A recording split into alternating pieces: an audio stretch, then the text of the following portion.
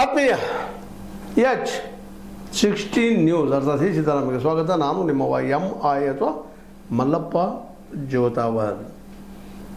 ನಮ್ಮ ಕೇಂದ್ರ ಸರ್ಕಾರದ ನಡೆಯಿಂದಾಗಿ ಭಾರತ ಎರಡು ಭಾಗ ಆಗ್ತದನ, ದಕ್ಷಿಣ ಉತ್ತರ ಅಂತೇಳಿ ದೊಡ್ಡ ಪ್ರಶ್ನೆ ಹೇಳ್ತಾ ಇದ್ದೇವೆ. ಯಾಕಂದರೆ ಈ ನೆಲೆಯಲ್ಲಿ ನಮ್ಮ ನಿವೃತ್ತ ನ್ಯಾಯಮೂರ್ತಿ, ಸುಪ್ರೀಂ ಕೋರ್ಟ್ ನಿವೃತ್ತ ನ್ಯಾಯಮೂರ್ತಿಯವರು ಕೆಲವೊಂದು ಮಾತಾಡ್ತಾ ಇದ್ದಾರೆ. ಅದು ಭಾಳ ಗಮನಿಸಬೇಕಾಗ್ತದೆ. ಏನಪ್ಪ ಅಂತಂದ್ರೆ, ಚುನಾಯಿತ ರಾಜ್ಯ ಸರ್ಕಾರವನ್ನು ಅಸ್ಥಿರಗೊಳಿಸಲು ರಾಜಭವನವನ್ನು ದುರ್ಬಳಕೆ ಮಾಡಿಕೊಳ್ಳುತ್ತಿರುವುದು ಒಕ್ಕೂಟ ವ್ಯವಸ್ಥೆ ಹಾಗೂ ಪ್ರಜಾಪ್ರಭುತ್ವಕ್ಕೆ ಅಪಾಯಕಾರಿ. ಭಾಳ ವಿಚಾರ ಮಾಡುವಂಥ ವಿಷಯ.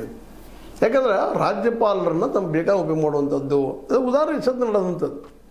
ಸ್ಟ್ಯಾಲಿನ್ನ ನಮ್ಮ ತಮಿಳುನಾಡಿನಲ್ಲೇ ರವಿಯವರು ಈ ಮಂತ್ರಿಮಂಡಲದ ಬರೆದುಕೊಟ್ಟಂಥ ಭಾಷಣವನ್ನು ಓದಲೇ ಇಲ್ಲ, ಹಾಗೆ ಹೋಗ್ಬಿಟ್ರು.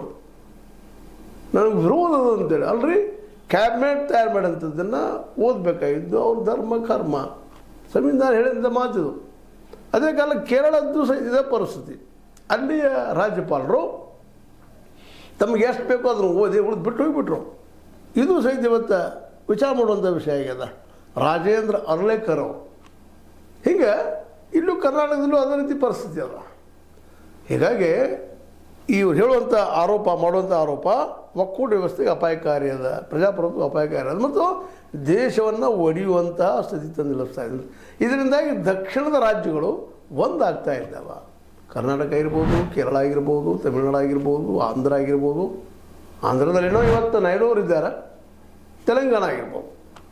ಅಂದ್ರೆ ಇದರ ಅರ್ಥ ಏನಪ್ಪ ಅಂತಂದ್ರೆ, ಒಟ್ಟಾರೆಯಾಗಿ ಹೇಳೋದು ದಕ್ಷಿಣ ಉತ್ತರ ದೇಶ ಒಡೆಯುವಂಥ ಪರಿಸ್ಥಿತಿಗೆ ಕೇಂದ್ರ ಸರ್ಕಾರ ನಿಲ್ಲಿಸ್ತಾ ಇದೆಯಾ ಅನ್ನುವಂಥ ಮಾತು. ಅದಕ್ಕಾಗಿ ಸುಪ್ರೀಂ ಕೋರ್ಟ್ ಇದರಲ್ಲೇ ಸಂವಿಧಾನಕ್ಕೆ ಬಿಕ್ಕಟ್ಟು ಉದ್ಭವ ಆಗಬಾರ್ದಾಗಿತ್ತು. ಈಗ ನಮ್ಮ ಸುಪ್ರೀಂ ಕೋರ್ಟ್ ಇದರಲ್ಲಿ ಎಂಟ್ರಿ ಆಗಿ ತಡಿಬೇಕು ಅನ್ನುವಂಥ ಮಾತನ್ನು. ಇವಷ್ಟು ಅಲ್ಲದೆ ಇನ್ನೂ ಅನೇಕ ಇದ್ದಾವೆ. ಈ ಒಂದು ಉದ್ಘಾಟನಾ ಸಮಾರಂಭದಲ್ಲೇ ನಮ್ಮ ಸುದರ್ಶನ್ ರೆಡ್ಡಿ ಅವರು ಏನು ಹೇಳ್ತಾ ಇದ್ದಾರಪ್ಪ ಅಂದ್ರೆ, ಇಲ್ಲಿ ವಿಶೇಷವಾಗಿ ನರೇಗಾ ಯೋಜನೆಯಲ್ಲಿ ಗಾಂಧಿ ಹೆಸರು ಬದಲಿಸಿ ರಾಮನ ಹೆಸರು ಇಡುವುದು, ಅನುದಾನ ಕಡಿತ ಮಾಡೋದು, ತೆರಿಗೆ ಹಂಚಿಕೆಯಲ್ಲಿನ ಅಸಮಾನತೆ ರಾಜ್ಯಗಳಲ್ಲಿ ಶಕ್ತಿಯನ್ನು ಆಗ್ತಾ ಇದ್ದಾವೆ ಅಂತ ಹೇಳ್ತಾ ಇದ್ದಾರೆ. ರಾಜ್ಯ ಸರ್ಕಾರಗಳು ಕೇಂದ್ರದ ಏಜೆಂಟರಲ್ಲ ಎಂಬುದನ್ನು ತೋರಿಸಬೇಕಾಗಿದೆ.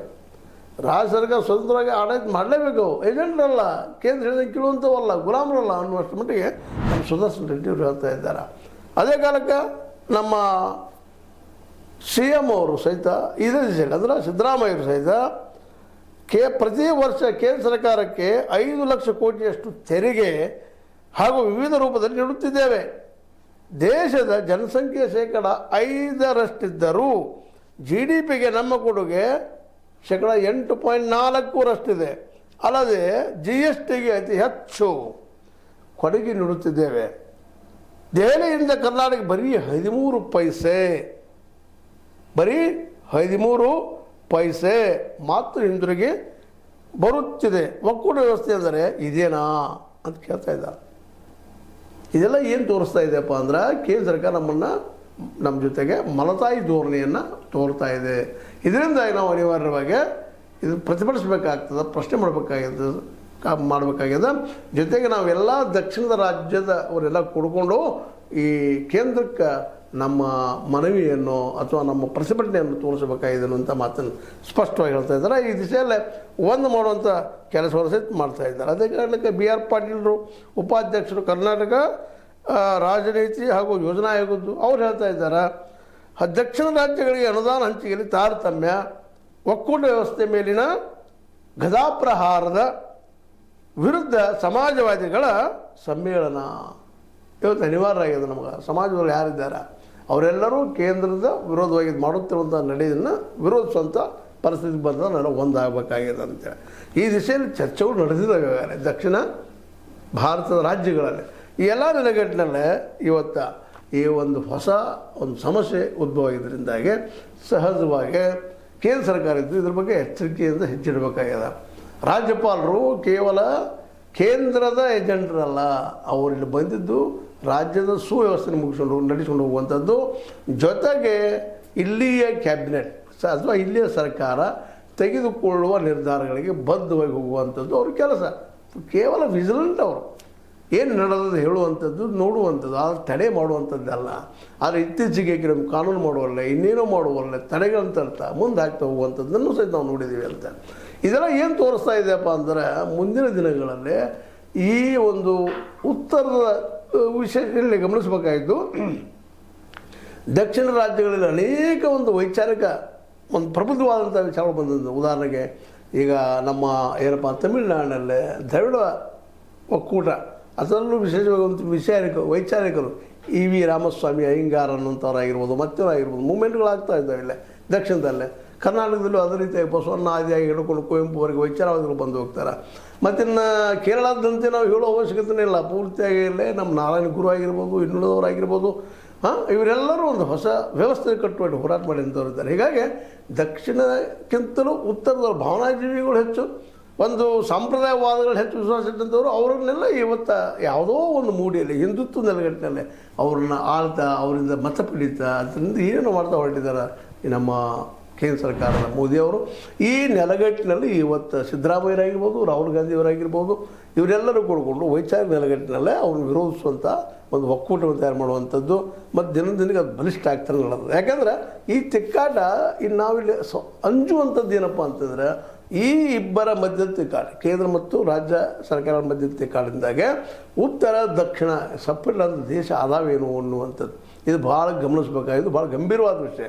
ಯಾಕಂದರೆ ಇಲ್ಲಿ ಭಾಷಾ ನೆಲಗಟ್ಟಿನಲ್ಲಿಲ್ಲ, ಇಲ್ಲಿ ಧರ್ಮದ ನೆಲಗಟ್ಟಿನಲ್ಲಿಲ್ಲ, ಇನ್ನು ಮತ್ತೊಂದು ನೆಲಗಟ್ಟಿನಲ್ಲೂ ಇಲ್ಲ. ಇಲ್ಲಿ ಕೇವಲ ಹೆಸರು ನೆಲಗಟ್ಟಿನಲ್ಲೇ ಈ ಅನುದಾನ ಹಂಚಿಕೆಯಲ್ಲಿ ಆರ್ಥಿಕವಾಗಿ ಸಹಾಯ ಮಾಡದೆ ಹೋದಂಥ ಪ್ರಸಂಗದಲ್ಲಿ ಅದ್ರ ಜೊತೆ ಭಾಷೆನೂ ಹೋದ ಇಲ್ಲಂತಲ್ಲ, ಆದರೆ ಮುಖ್ಯವಾಗಿ ಇಲ್ಲಿ ಅನುದಾನ ವಿಷಯ ಬಂದದ.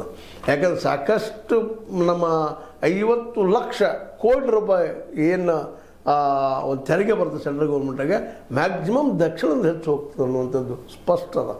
ಎಲ್ಲ ನೆಲೆಗಟ್ಟಲ್ಲಿ ಆರ್ಥಿಕವಾಗಿ ತುಳಿಯುವಂಥ ಕೆಲಸವನ್ನು, ಅದೇ ಕಾರಣಕ್ಕೆ ಇನ್ನುಳಿದ ವಿಷಯದಲ್ಲೂ ಹಸ್ತಕ್ಷೇಪ ಮಾಡುವುದನ್ನು, ಅದರಲ್ಲೂ ರಾಜ್ಯಪಾಲರು ರಾಜ್ಯವನ್ನು ರಕ್ಷಿಸುವಂಥ ಕೆಲಸ ಮಾಡೋದು ಬಿಟ್ಟು ಕೇವಲ ಕೇಂದ್ರದ ಏಜೆಂಟಾಗಿ ವರ್ತನೆ ಮಾಡೋದನ್ನು ಈ ಎಲ್ಲ ನೆಲೆಗಟ್ಟಿನಲ್ಲೇ ಅದನ್ನು ವಿರೋಧ ಮಾಡೋ ಸಲುವಾಗಿ, ಅದು ದೂರ ತಳ್ಳೋ ಸಲುವಾಗಿ ಇವತ್ತು ಏನಪ್ಪ ಅಂದರೆ ಈ ದಕ್ಷಿಣದ ರಾಜ್ಯಗಳು ಈ ಒಂದು ಒಕ್ಕೂಟನ್ನು ರಚನೆ ಮಾಡಿಕೊಂಡು ಹೋರಾಟ ಮಾಡುವ ನೆಲೆಗಟ್ಟಿನ ಮುಂದುವರೆದಿದ್ದಾರೆ. ಅದರ ನಾಯಕತ್ವವನ್ನು ನಮ್ಮ ಸಿದ್ದರಾಮಯ್ಯ ಮಾಡ್ಕೊಂಡು ಮುಂದುವರೆದಿದ್ದಾರೆ.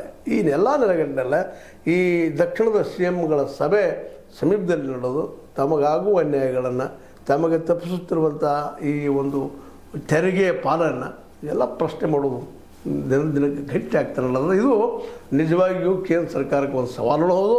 ಅದೇ ಕಾಲಕ್ಕೆ ಒಕ್ಕೂಟ ವ್ಯವಸ್ಥೆಯಲ್ಲಿ ಒಡಕಾಗಬಾರ್ದಾಗಿತ್ತಪ್ಪ ಅಂತಂದ್ರೆ ಈ ದಿಶೆಯಲ್ಲಿ ನಮ್ಮ ಮೋದಿಯವರು ಹೊಸ ಚಿಂತನೆಯನ್ನು ಮಾಡಬೇಕಾಗ್ಯದ.